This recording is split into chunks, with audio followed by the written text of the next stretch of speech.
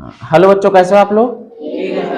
तो आज हम आपको बताएंगे कि साइमल्टेनियस इक्वेशन के वर्ड प्रॉब्लम या फिर युगपत समीकरण के जो शब्द वाले समस्याएं होती हैं उनको कैसे हल किया जाता है।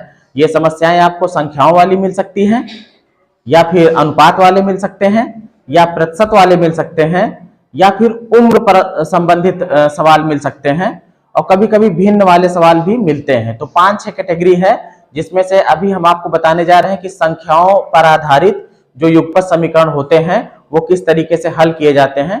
यहाँ पर आपको कोई समीकरण नहीं दिया हुआ रहेगा, पूरा का पूरा एक कथन लिखा रहेगा। उस कथन की सहायता से आपको पहले समीकरण बनाना है और फिर उस समीकरण को हल करके जो मान है वो ज्ञात करना है।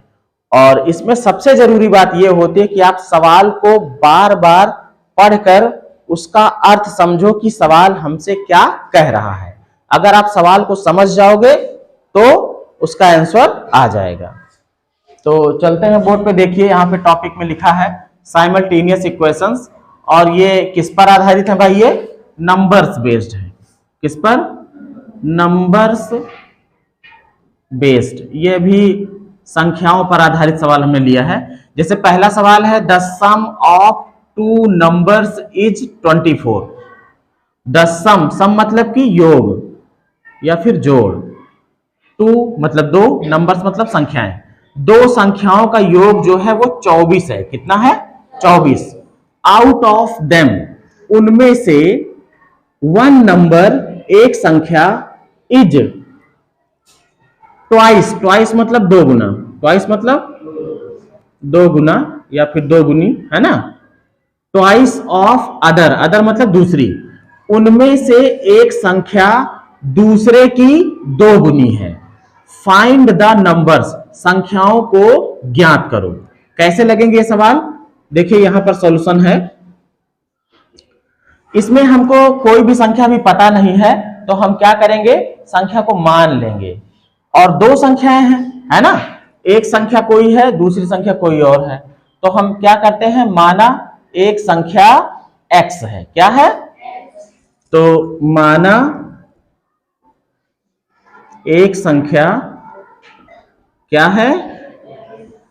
x है। अब दूसरी को भी मानना पड़ेगा भाई, दूसरी को कुछ और मान लेते हैं। क्या मान लेते हैं? y। एक संख्या x हो गई, दूसरी क्या हो गई? y हो गई। कह रहा कि the sum of two numbers is 24, दोनों को जोड़ते हैं।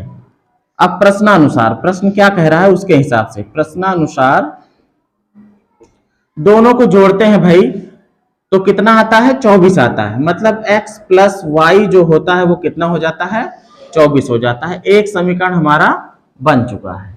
दूसरे में कह रहा है कि एक संख्या जो है वो दूसरे की दो गुनी है। क्या है? दो गुनी है। मतलब कि अगर हम x को माने और दूसरी तरफ y को लिखें और बीच में लगा दे बराबर, बीच में लगा दे क्या? हमने बराबर अपनी तरफ से लगाया है। इसने कहा है कि एक संख्या जो है, चाहे पहली हो चाहे दूसरी हो, तो मान लीजिए पहली संख्या, पहली संख्या दूसरी की दो गुनी है। मतलब ये वाली दो गुनी है इसकी, लेकिन हमने बीच में क्या लगा दिया? बराबर। अब जब हमने बीच में बराबर लगाया है तो हमको बराबर करना भी पड़ेगा इनको। हमने क्या कहा कि x जो है, मान लो पहली संख्या x है ना, x जो है वो दो गुना है। कितना है? किसका? y का। अब अगर ये दो गुना तो ये ज्यादा है ना भाई। अगर ये एक है तो ये दो है, ये दो है तो ये चार है, लेकिन हमने यहां पे क्या लगाया है? बराबर लगाया है। अब अगर ये दो गुना है तो हम इसको भी दो गुना करें तभी तो बराबर हो पाएगा। हमने तो बराबर इसलिए लगाया है ताकि हमारा समीकरण बन जाए। समीकरण में बराबर का निशान होता है ना, तो हमने बराबर लगा दिया है। अब इसको बता रहा है कि ये दो गुना है इससे, तो ये दो गुना है पहले से, तो हम इसको भी दो गुना करते हैं। अब तो दोनों बराबर हो जाएंगे। अब इसको इधर ले आ लो भाई, तो ये बन जाएगा x माइनस 2y बराबर 0। ये समीकरण 2 बन गया है। अब हम क्या करते हैं, समीकरण 1 और 2 को हल करते हैं। किस तरीके से हल किया जाएगा? अगर हम समीकरण 1 और 2 को घटा दें तो x का गुणांक यहां पे 1 है ना, इसका भी 1 है, दोनों प्लस में है, अगर घटाएंगे तो x में से x घट जाएगा, x वाला काम खत्म हो जाएगा ना खत्म। तो हम क्या करेंगे, समीकरण 1 से 2 को क्या करेंगे, घटाएंगे। घटाने पर कैसे घटाएंगे, देखो यहां पे समझो, हम दोनों समीकरण पहले लिख देते हैं, पहले वाले को लिखते हैं, x प्लस वाई बराबर कितना है 24। इसके नीचे हमने लिख दिया x माइनस 2y बराबर 0। दोनों समीकरण को लिखा ना। अब घटाने की बात हो रही ना, जब भी घटाना हो तो नीचे वाले के चिन्हों को बदल दिया करो, नीचे जो भी समीकरण हो उसके चिन्ह क्या कर दो, बदल दो। ये प्लस में है ना, माइनस में कर दो, ये माइनस में है ना, प्लस में कर दो। यहाँ 0 है तो इसका तो माइनस होता है ना, प्लस होता, कुछ नहीं होता इसका, है ना। लेकिन चिन्ह जरूर बदल देना जब घटाने की बात हो। अब ऊपर वाला x प्लस का है, नीचे का माइनस का है, घट के ये वाला खत्म हो जाएगा। ऊपर का y भी प्लस का है, नीचे का y भी जो 2y है ये भी किसका हो गया, अब प्लस का। तो 2y और 1y, कितने y हो गए, 3y बराबर। अब ये जब घटेंगे तो 24 में से 0 घटा तो 24 तो आ ही जाएगा।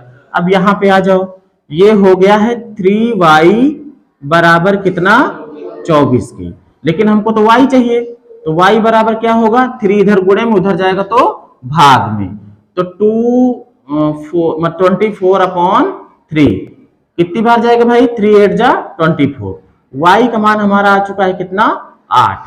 हमको दूसरी संख्या मिल चुकी है, दूसरी संख्या कितनी है, 8 है। अब इस मान को हम चाहे समीकरण 1 में रख दें चाहे समीकरण 2 में रख दें, x भी हमको मिल जाएगा। तो y का मान समीकरण 1 में रखने पर, चलो भाई रख देते हैं, जहां पर y होगा वहां पर क्या लिखेंगे, 8 लिखेंगे। पहला समीकरण हमारा यहां पे है नहीं है, देखो। तो हमने क्या किया, x को वैसे को वैसे रखा, प्लस y की जगह कितना लिखना है, 8 लिखना है, 8 लिख दिया, बराबर के उस पार कितना है, 24 है। अब हमको तो x चाहिए, तो बराबर के इस तरफ केवल x बचे, 8 को उधर भेज दो।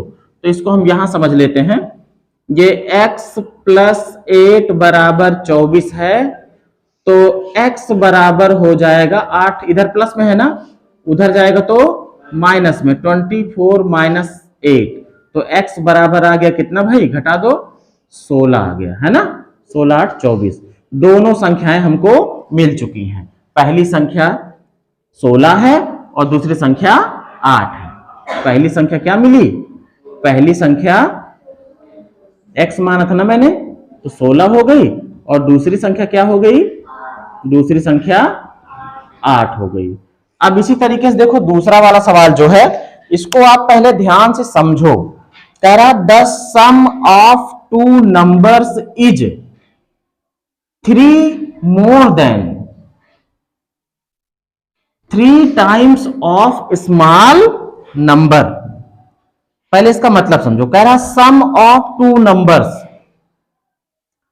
दो संख्याओं का सम मतलब योग, दो संख्याओं का योग जो है वो क्या है, कह रहा 3 मोर, 3 ज्यादा है, मोर माने अधिक या ज्यादा, 3 ज्यादा है, देन किसकी तुलना में, 3 times of small number, 3 Guna, 3 times मतलब 3 गुना, 3 गुना, 3 गुना छोटी संख्या के, स्मॉल नंबर मतलब छोटी संख्या, छोटी संख्या के 3 गुने से ज्यादा है 3, 3 ज्यादा भी है, छोटी संख्या का 3 गुना भी कर दो तब भी 3 ज्यादा है। कौन, सम ऑफ 2 नंबर्स, दो संख्याओं का योग। दो संख्याओं का योग जो है वो छोटी वाली संख्या का जब हम 3 गुना कर देते हैं तब भी वो 3 ज्यादा रहता है, इसका मतलब ये हुआ। अब इससे एक समीकरण हमारा बन जाएगा, कैसे बनेगा भाई, हम छोटी संख्या को कुछ मान लेते हैं, यहां पे हल देखो, माना स्मॉल नंबर मतलब कि छोटी संख्या, ठीक है, छोटी संख्या x है, क्या है, अब जब छोटी संख्या x हो गई तो y को भी कुछ मान लो, बड़ी संख्या क्या मान लो भाई, बड़ी संख्या y मान लो। अब ये कह क्या रहा, सवाल के हिसाब से चलो, सम ऑफ टू नंबर्स, दोनों का जोड़ करें। क्या करें, मतलब x प्लस वाई, बीच में हम बराबर लगा रहे हैं समीकरण बनाने के लिए। अब जब बराबर लगाएंगे तो हमको बराबर करना भी पड़ेगा। अब देखो इधर लिख दिया हमने सम ऑफ टू नंबर्स, दो संख्याओं का योग। आगे देखो क्या कह रहा, 3 more than 3 times of small number. Small number कौन सा था, ये वाला था ना। छोटी संख्या का जब हम 3 गुना कर दें, 3 गुना 3x हो गया, छोटी संख्या का 3 गुना, देखो 3 टाइम्स ऑफ स्मॉल नंबर, छोटी संख्या का 3 गुना कर देते हैं तब भी 3 ज्यादा है। कौन, ये वाला जो सम वाला है ना, जो जोड़ है दोनों संख्याओं का वो 3 ज्यादा है छोटी संख्या के 3 गुने से। ये 3 ज्यादा है छोटी संख्या के 3 गुने से, लेकिन हमने बीच में क्या लगाया है, बराबर लगाया है। अब जब बराबर लगाया तो हमको बराबर करना पड़ेगा। अब ये 3 ज्यादा है तो या तो 3 इसमें कम कर दे तब बराबर होंगे, या फिर 3 इसमें भी जोड़ दें तभी तो बराबर होंगे ना। बात क्लियर है भाई। दोनों संख्याओं का योग जो था वो 3 ज्यादा हो रहा था छोटी संख्या के 3 गुने से।